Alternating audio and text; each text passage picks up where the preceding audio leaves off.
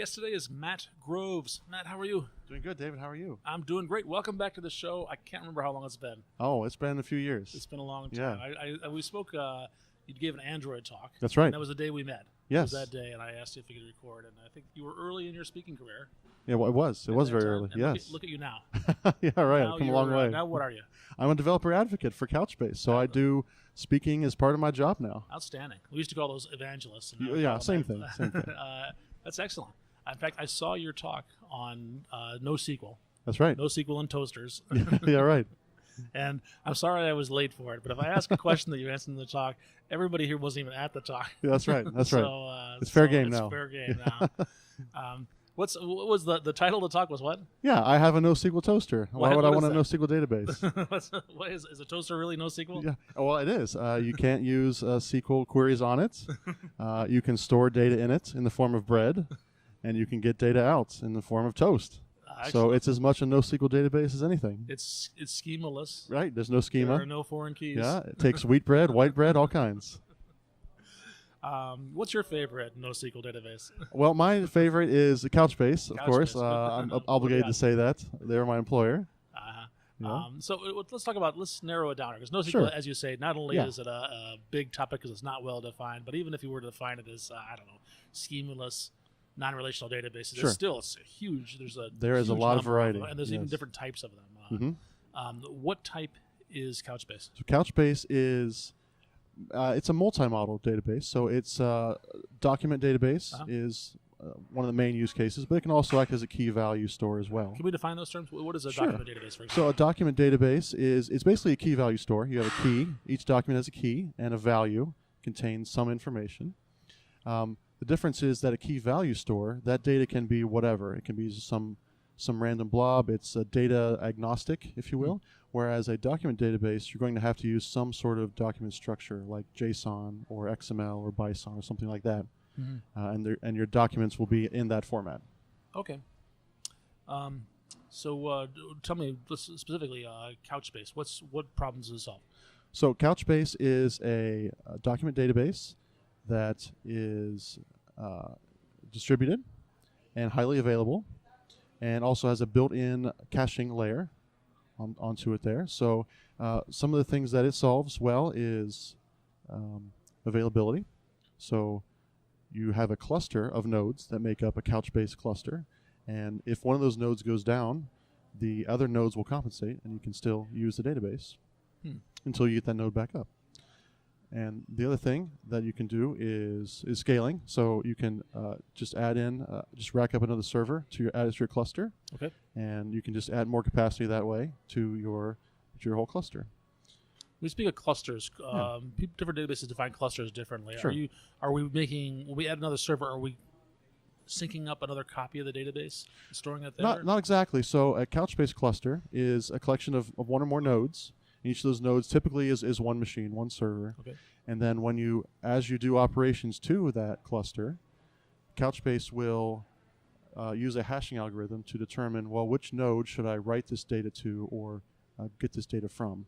So it's an automatic sharding that spreads out the data evenly amongst the nodes. And additionally, you can replicate data. So if a node goes down, you have a backup copy of it on other nodes. Okay. You can still read from. So by default, you're going to automatically shard your database. That's correct. And therefore spread it across multiple nodes. And this allows you potentially allows you to query data simultaneously, different parts of the data simultaneously, right?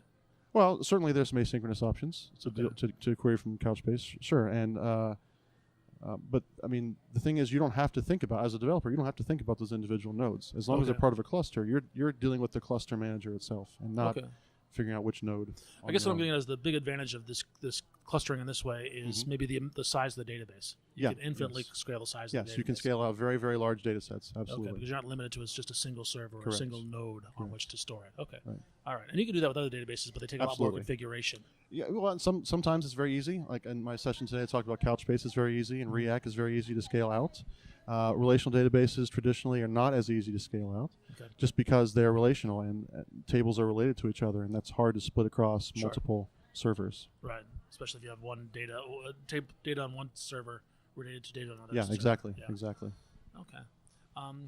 What about availability? So if a node goes down, and you've only got one copy of the data on that one node, that's got to be a problem. Right, absolutely. How does Couchbase handle that? So there is an option to replicate documents. So when you're writing a document, you can replicate it to 1, 2, or 3 other nodes. Okay. So if that node goes down, you have a copy, a replica copy that you can read from.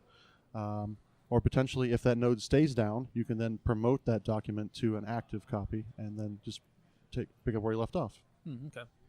What happens in the meantime? Does the data keep working? Does the database keep working? Yeah, the database will keep working in the meantime. It'll keep taking in new writes and queries, and it's available as long as you have at least one node, but hopefully a lot more than that in a cluster that are still up.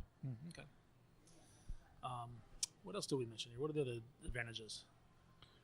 Also, I mentioned scalability.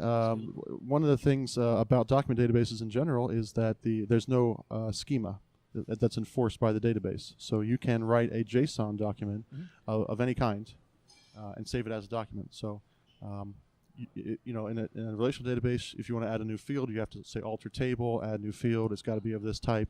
With a document database, you just say, okay, save this JSON object to the database, and it will do that. It will not require you to define a schema or anything like that. Sure. In some ways, that's an advantage. In some ways, I see that's kind of a disadvantage because now any validation of that data has to happen in your application. Right, and it does sometimes put more work on your application layer to do that enforcement. So you do have to think carefully about schemas still.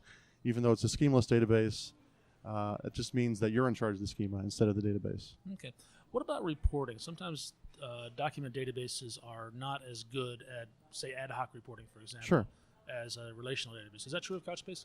Document databases, so with Couchbase, there's a couple options for that. So if you are using BI tools that you're already comfortable with, like Excel or Power BI or something, there's ODBC and JDBC drivers available that connect to Couchbase. That'll turn your standard ANSI SQL into a what's called a nickel query, which is a Couchbase's superset of SQL. It'll turn into a nickel query and return you the data to your normal BI reporting applications. And additionally, we integrate with a lot of the big data tools like Kafka and Spark, so you can do your analytics in Hadoop and things like that.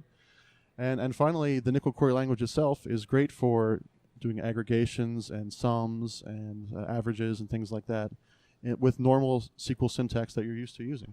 So you say it's a superset of SQL. Does That's that right. mean if I just write normal SQL that it will work? Yes, for the most part. All the SQL you're used to writing, selects, inserts, updates, deletes, merges, they all work.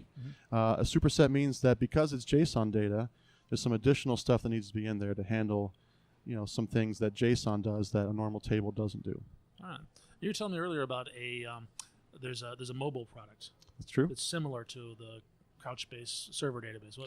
We have a Couchbase Mobile, which is really made up of 2 separate pieces of software. One is Couchbase Lite, which is an embedded database that you can put on a mobile device like a phone. It's kind of like a replacement for SQLite, but it's NoSQL, so it's you have the flexibility of schema.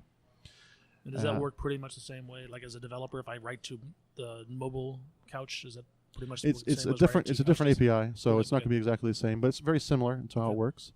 And it's an offline first strategy with Couchbase Lite, so you can write to that without being connected to the internet. So you can save data to your Couchbase Lite database. The sync is for when you do get connected. Right, and then you can synchronize with the server product. That's right. So you can optionally install Couchbase Sync Gateway, and then if you tell your Couchbase Lite database where the sync gateway is, it will be able to sync with that gateway and with other Couchbase Lite databases around the world. So if I purchase something on my mobile phone and I bring it up on another device, that data will be synced over and it'll show up there as well. Interesting. What else? Have we not talked about something that you feel we should have covered? Oh, that's quite a lot, I think. I mean, definitely, if you're interested, I would recommend you go to play with Couchbase. It's an open source product. Where would I go? Go to couchbase.com. There's a big download button right there, and check out the Couchbase server. It's open source and it's free for you to download and play with. Okay. And check it out. All right, so it's free from the download play, but how does Couchbase the company make money?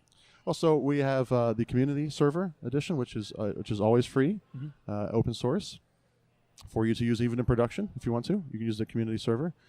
And we have an enterprise edition, which has a few more powerful features to it. It's also one release ahead of Couchbase community, and you also get some support if you buy that and deploy it to production. So that's how Couchbase pays me.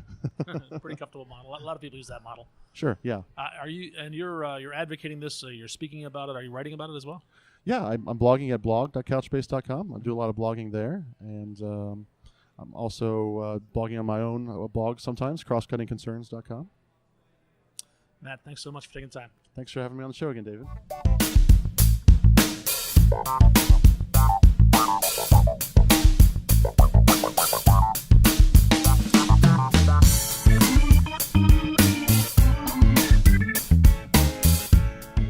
Friends, Romans, countrymen, lend me your technology.